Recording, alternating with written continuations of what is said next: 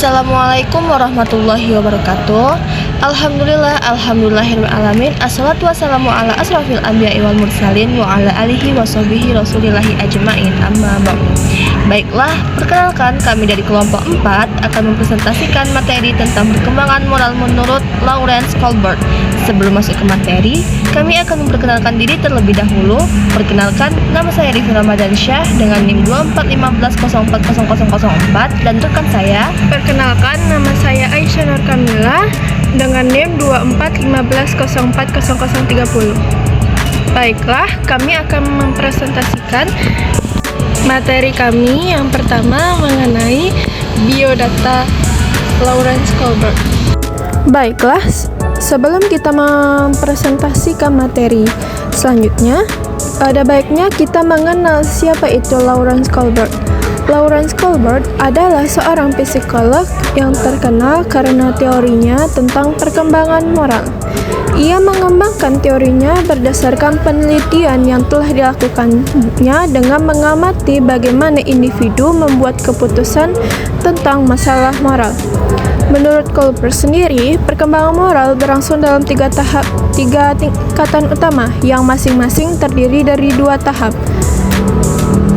Tahapan perkembangan moral adalah ukuran dari tinggi rendahnya moral seseorang berdasarkan perkembangan penalaran moralnya, seperti yang diungkapkan oleh Lawrence Kohlberg. Teori ini berpandangan bahwa penalaran moral yang merupakan dasar dari perilaku etis yang mempunyai 6 tahap perkembangan yang dapat teridentifikasi. Berikut adalah penjelasan lebih lanjut tentang ketiga tingkatan tersebut, beserta contohnya dalam kehidupan sehari-hari.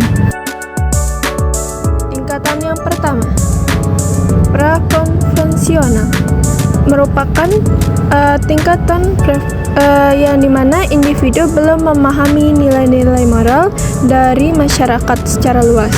Penilaian moral didasarkan pada konsekuensi langsung dari tindakan yang diambil. Ini pada tingkatan 1 memiliki 2 tahapan.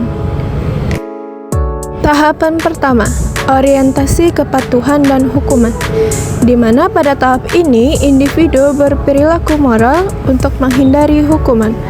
Moralitas ditentukan oleh konsekuensi fisik dan tindakan. Contohnya, seorang anak membersihkan kamarnya bukan karena ia ingin memahami pentingnya kebersihan, tetapi karena ia ingin menghindari teguran dari orang tuanya. Tahapan yang kedua, orientasi instrumental dan relativitas.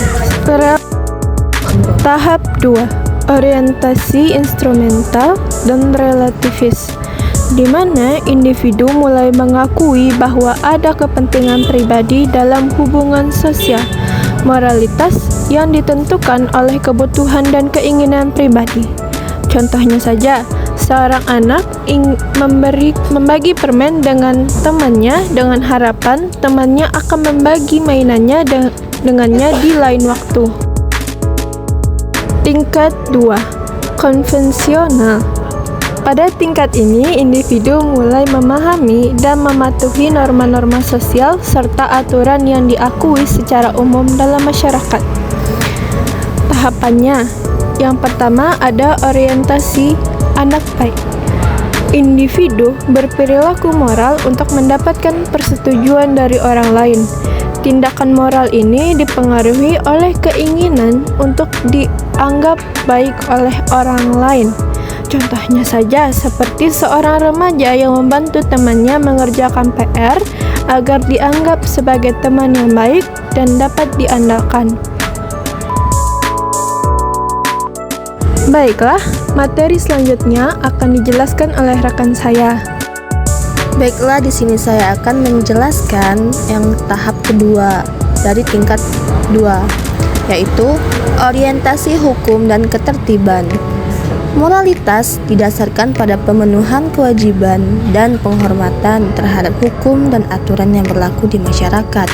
Contohnya, seperti seorang warga negara membayar pajak tepat waktu karena ia percaya bahwa mematuhi hukum adalah kewajiban setiap warga negara. Tingkat 3, pasca konvensional. Pada tingkat ini, individu mulai berpikir secara lebih abstrak tentang prinsip-prinsip moral dan etika yang mendasari aturan sosial. Dalam tingkat 3 ada 2 tahap. Tahap pertama yaitu orientasi kontrak sosial. Individu mengakui bahwa aturan dan hukum bersifat relatif dan dapat berubah jika tidak lagi melayani kepentingan terbaik masyarakat. Contohnya seperti seorang aktivis lingkungan memperjuangkan perubahan undang-undang untuk melindungi hutan meskipun tindakan tersebut mungkin melanggar peraturan yang ada saat ini. Tahapan yang kedua yaitu orientasi prinsip etika universal.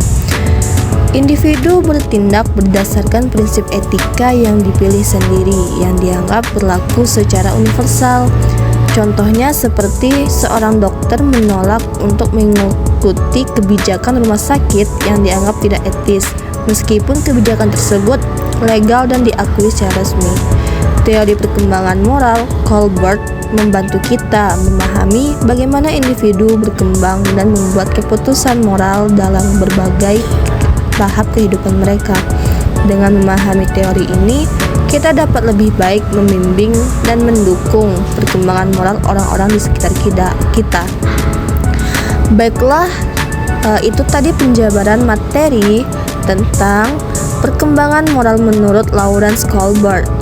Dapat kita simpulkan bahwa teori perkembangan moral Colbert membantu kita memahami bagaimana setiap individu itu berkembang dan membuat keputusan moralnya dalam berbagai tahap kehidupan mereka.